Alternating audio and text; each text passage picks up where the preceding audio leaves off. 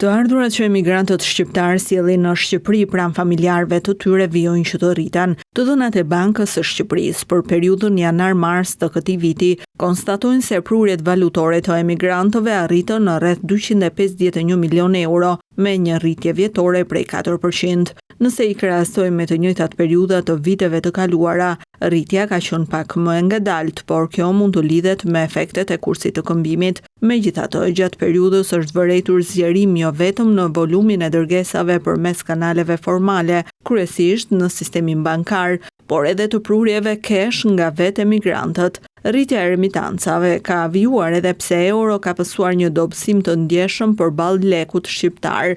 Aktualisht 1 euro po këmbehet me mbi 98 lekë dhe të ardhurat nga emigrantët janë një ndër faktorët kryesorë që ndikon në këtë situatë. Po ashtu edhe të ardhurat që sjellin turistët janë një tjetër element me peshë në drejtim të forcimit të monedhës kombëtare.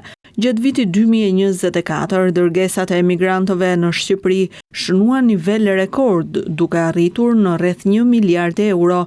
Shifra kjo më e lartë e regjistruar ndonjëherë përfshirë edhe vitin 2008, i cili derivon mbahej si referflukseve më të mëdha të remitancave drejt Shqipërisë.